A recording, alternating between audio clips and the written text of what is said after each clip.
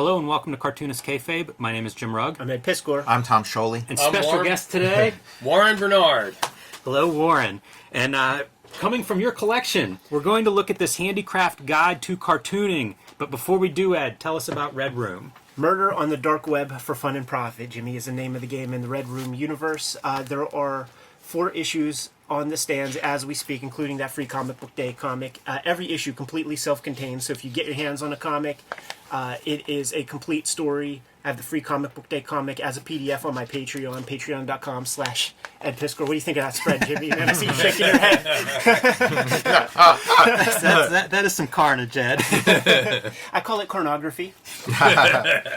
You can get these comics at your local comic shop. You can order them through the Fantagraphics website at the link tree in the description below, or hit up my Patreon, patreon.com/Ed Piskor. $3 gets you the archive to all the other comics beyond the free Comic Book Day comic, and we're serializing the 6th issue as we speak right now. Tom, where should people find more of your work? Here's Jack Kirby, The Epic Life of the King of Comics. It's the story of Jack Kirby's life told in the form that he worked, in comic book form. And in pencil. And in pencil, just like Jack Kirby, yeah. It's very... verisimilitude was the word I had pinned above my drawing board. And then here's Fantastic Four Grand Design, companion piece to Jack Kirby, The Epic Life of the King of Comics. I worked on it while I was working on the Jack Kirby book, and it's one of Jack Kirby's signature creations, the Fantastic Four. I tell the whole story from start to finish of these 4 adventurers and what their life was and how it came to a brutal end. And you can also check out my YouTube channel, Total Recall Show, and check out my Patreon to see what I'm up to lately. Go to patreon.com and search Tom Scholey. Warren, where should people find what you're up to? Small Press Expo, September 18th in the evening. Virtual show, programming, and the Virtual Ignatz Awards, www.smallpressexpo.com.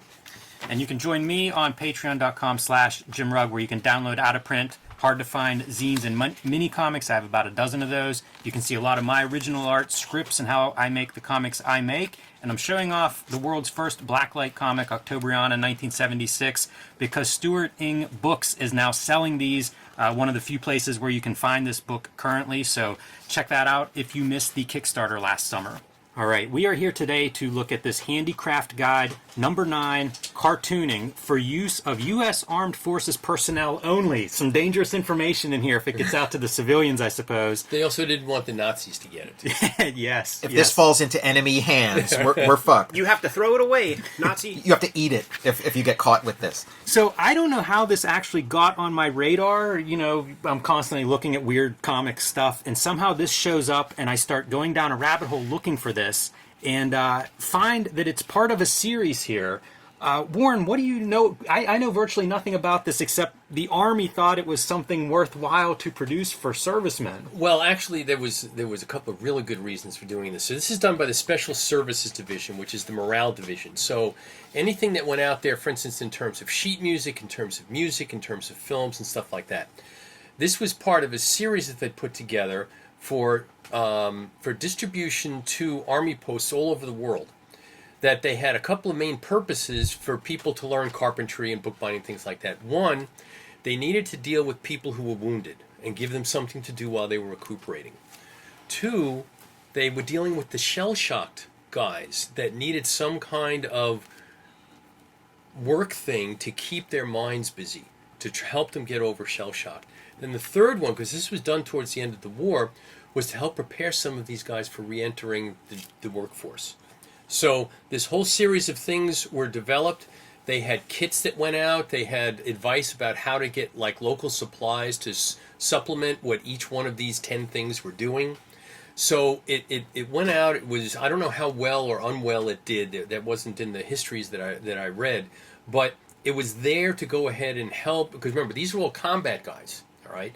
So almost everybody that's dealing with this is either been combat or experienced the rear echelons of combat, and they were looking to, basically this is for rehabilitation, either for entry to the workforce, recovery from being wounded, or shell shock.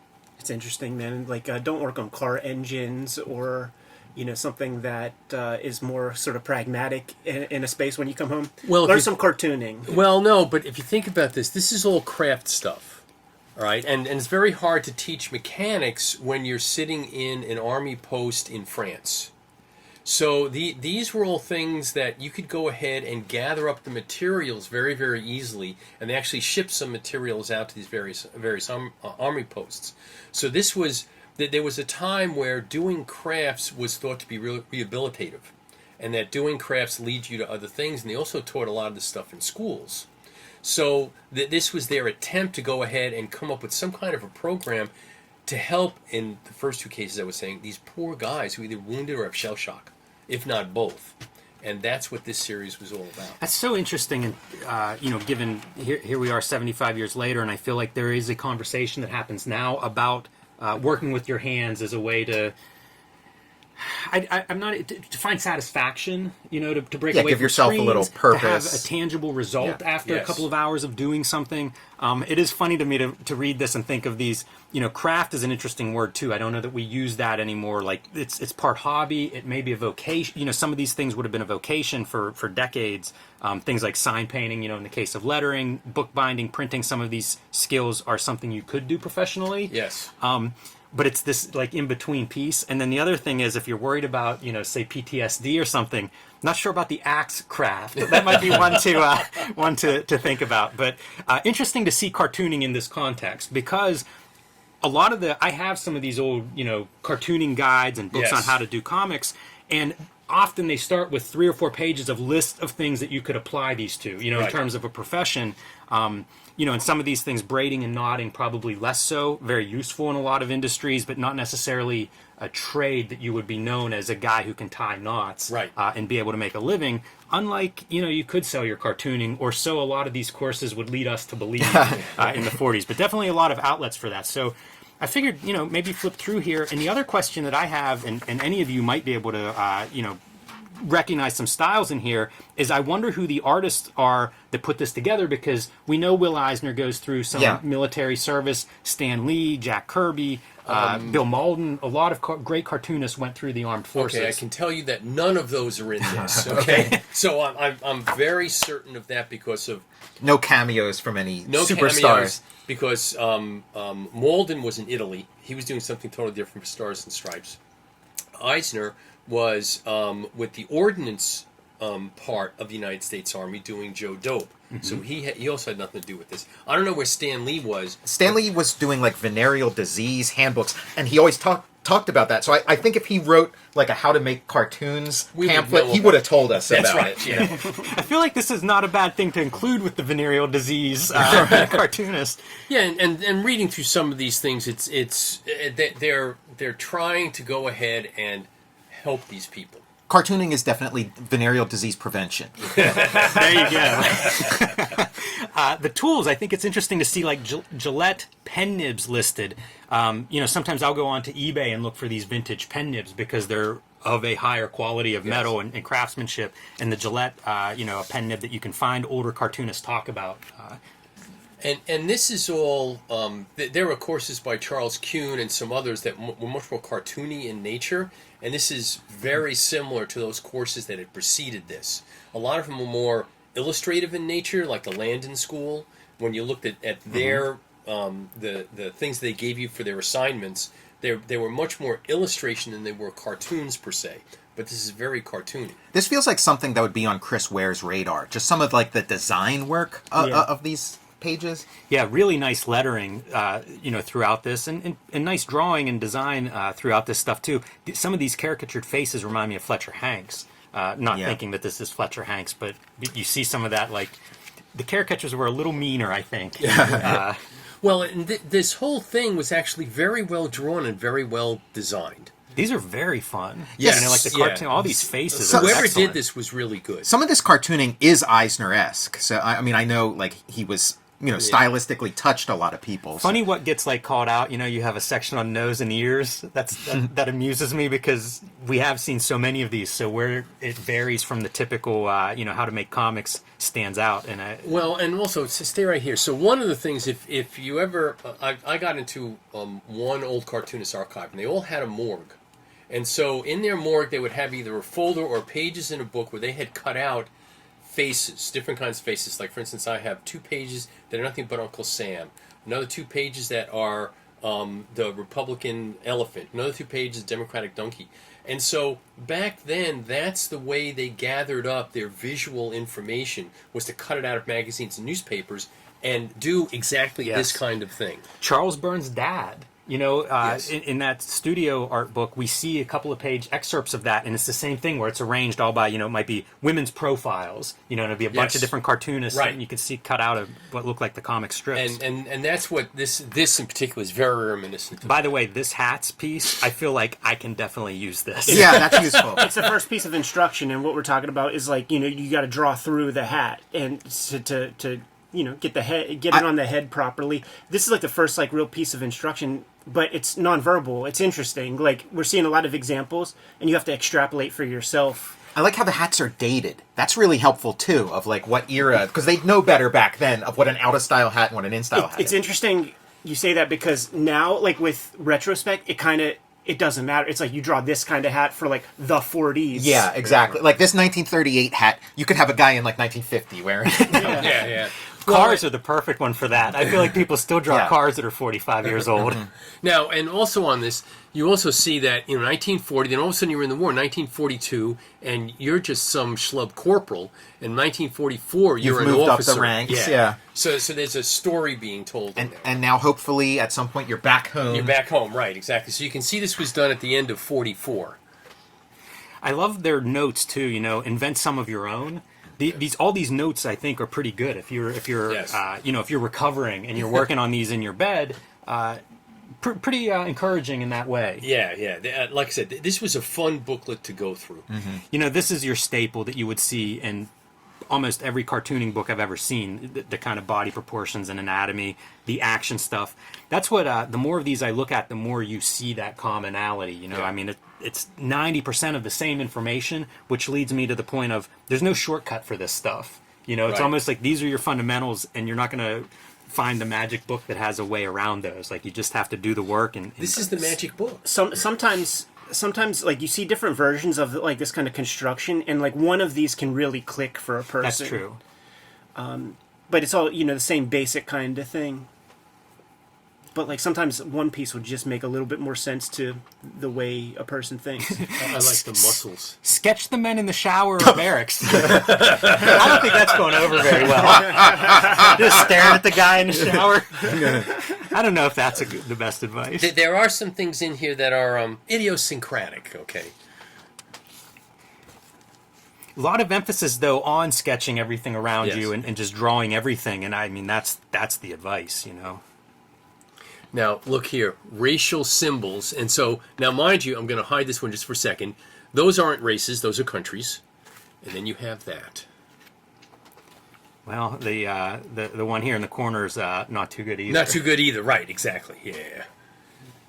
And look, it's World War II. That's what it was all about back then. I mean, Some of these kids, I think the proportions may be off just slightly. Kids are notoriously hard to draw to begin with, but I'm not sure about that one. That's a little nightmarish. yeah, that looks like Wee Man.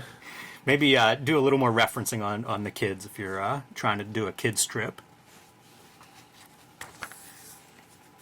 I also like seeing these things. This is mid-40s, you think? Late 40s, 44. something like that? 44. The paper even feels different. You know, Yes, I'll get older yeah. books and you can feel a difference with Yeah. the paper. Nice printing, too. You see, like, the screen tones printing really well. They could print. And I'm sure it got reduced significantly. Oh, yeah, I'm sure the original art was much bigger. Each of the sections, your headline lettering, a little bit different from section to section. Put human expressions on your animals to make them look funny. It's so great. interesting because this is like a book of examples. There's like no like real instruction to it. Yeah, when you do see some kind of like a diagram, like a square, you know, showing the dog shape or the cat being a rectangle, it is not obvious what that instruction is. But yeah, exactly. you just got to extrapolate your own stuff. Like it's saying, you know, use shapes to build. Go look at an animal and use the basic shapes. I like this stuff where they'll outline proportions. So a foot, you know, a third. So a third is your heel, A third is like the arch space. A third Yeah, I the didn't toe know box. that. Yeah, me I didn't neither. either. And you can see it applied right when somebody's stepping up on their toes. And then you get stuff like this where they give some kind of illusion of, okay, start with this circle and then put like these long things at the end of it, and you come up with a hand. But I don't know. How Yeah, good luck. Yeah, right. Yeah, draw a circle with 5 bars. Don Simpson says draw a Klondike bar to begin. This is funny. Note hairy effects for your men's hands. Like, that's a really important note for Wolverine. I love this kind of stuff. Yeah. Just a bunch of mark making. Ink techniques. And this is showing off your Gillettes and what you could get out of that stuff. Yeah, applying light and shadow. Right. Now, of course, it is examples as opposed to how-tos, but you know, there's the presumption that you give somebody a pen and this booklet, and they'll go off and start doing something. Yeah, working in a sketchbook. We're Almost starting to meditative get work. We're starting to get instruction in here.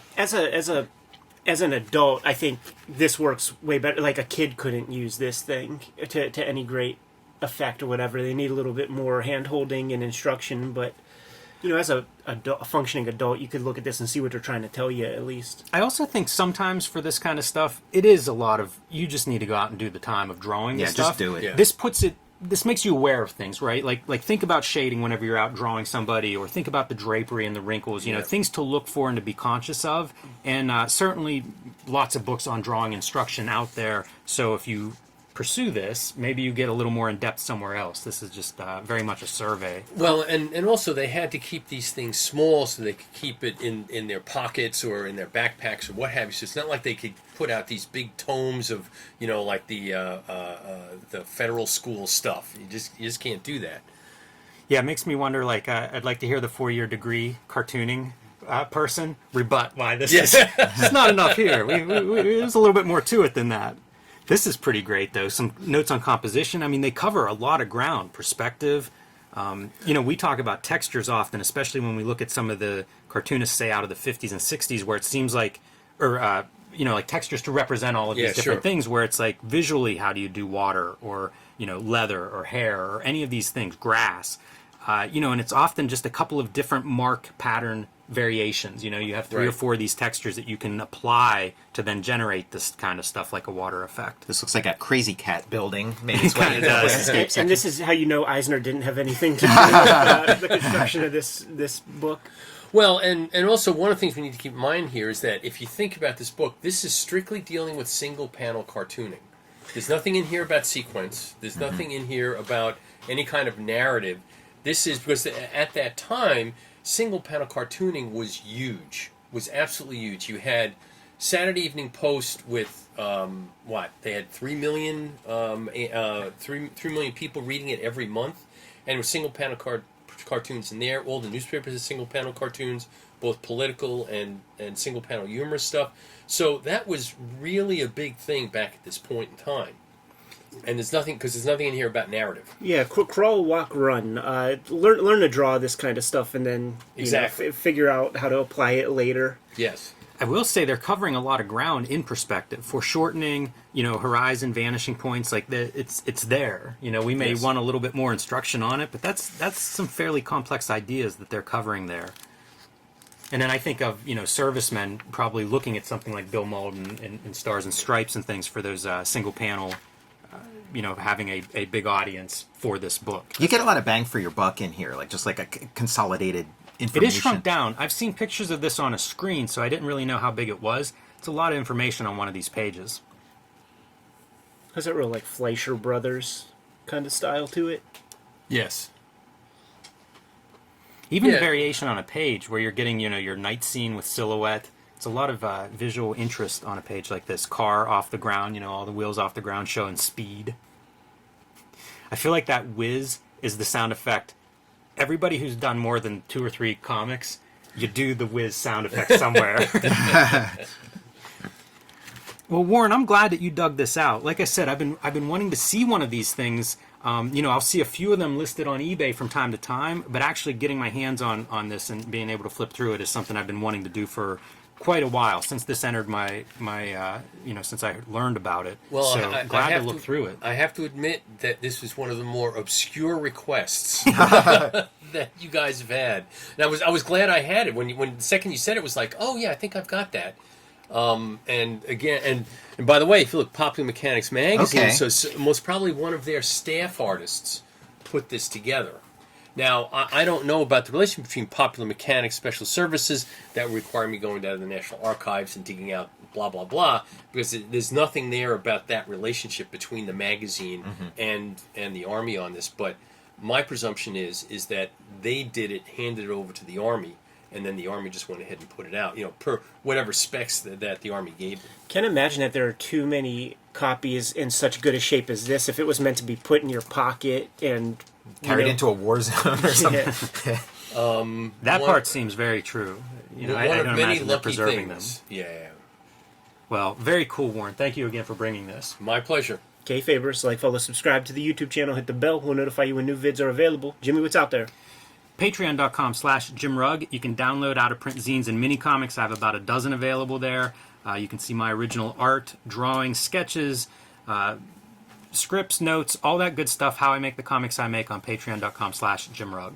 Want to learn cartooning? Check out Jack Kirby, The Epic Life of the King of Comics. And my Patreon, go to patreon.com and search Tom Scholey. Small Press Expo, September 18th, www.smallpressexpo.com. Red Room Comics in the Wild, Murder on the Dark Web for Fun and Profit. 4 issues on the stands as we speak. Issue 4 goes to press at the beginning of September. Go to my link tree in the description below this video to order your comics, or check out the Patreon at patreon.com/edpisker, also in that link tree. What else, Jimmy? Subscribe to the Cartoonist Kayfabe e-newsletter at the links below this video. You can also find Cartoonist Kayfabe t-shirts and merchandise at the links below this video. Given those marching orders, will be on our way. Make more comics. And the caissons keep rolling along.